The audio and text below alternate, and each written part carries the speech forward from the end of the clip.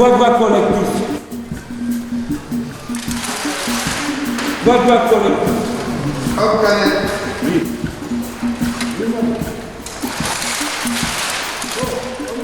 Afghanet. Ok. On continue.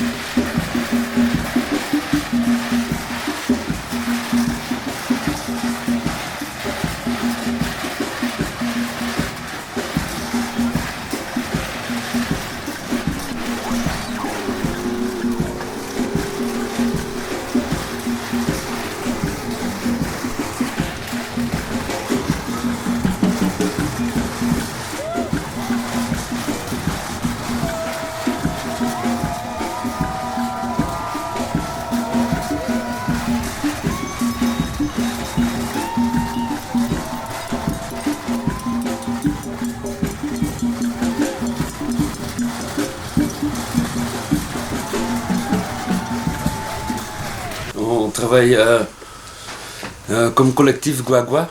Donc c'est le nom de notre collectif. On va descendre le costume de Eddie Ekete aujourd'hui, qui est fondateur de Ndakuya La Viabel. C'est un des collectifs avec lesquels on travaille.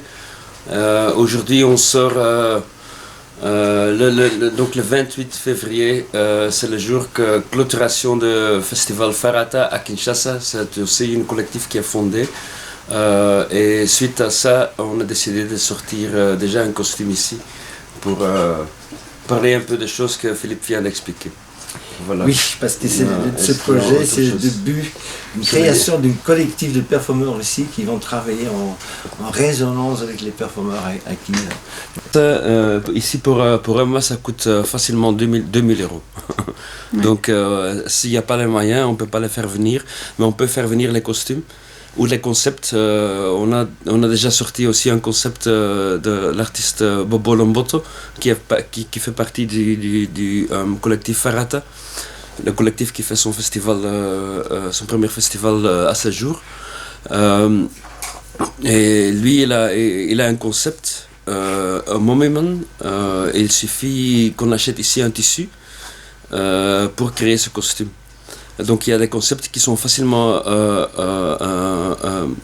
à exécuter ici, avec la permission de ces artistes évidemment. Et donc ça facilite aussi la chose. Quand je pars à Kin en août, je compte aussi de prendre une ou deux costumes pour présenter ces artistes aussi ici. Okay. Voilà. Mais donc en fait le mieux ce serait que ce soit eux qui présentent tout ça, mais comme c'est pas le mieux. On peut tu vois, tous les costumes, ce sont des personnages en soi qui sont liés à l'artiste qui l'a créé. Donc c'est leur création de tout ce qu'on va sortir. Il n'y a rien que moi j'ai fait comme artiste. Vous voyez. Donc c'est vraiment une plateforme pour sortir ces choses. Ok.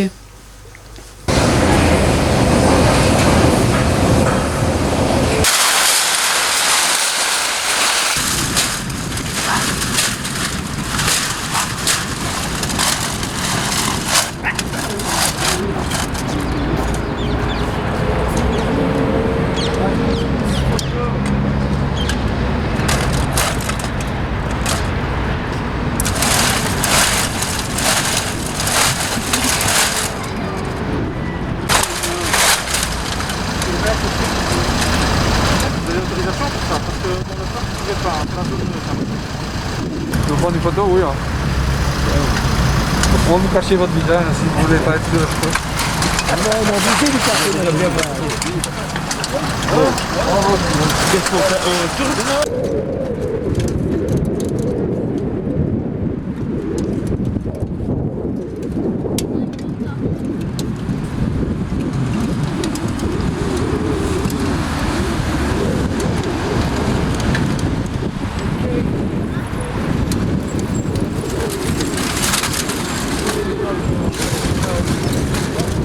60 ans.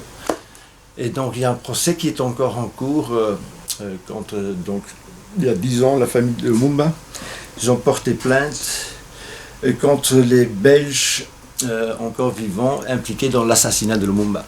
À l'époque, donc il y a 10 ans, quand ils ont porté cette plainte, qui est acceptée, cette plainte, il y avait 10 personnes qui étaient encore vivantes. Aujourd'hui, il n'y en a que 2. C'est Étienne d'Avignon et Jacques Brassine, les 2 plus importantes en fait. Donc ce procès est encore en cours. Et aussi, tout l'assassinat de Lumumba est maintenant d'une grande actualité, parce que maintenant, le 30 juin, on fait, après 60 ans, les dernières reliques de Lumumba, ça veut dire la dent de Lumumba, qui est depuis 5 ans dans les mains de la justice belge, va être rendue au Congo. Donc 60 après son assassinat, donc l'assassinat de Lumumba, premier ministre du Congo indépendant, et donc un des assassinats les plus importants du XXe siècle.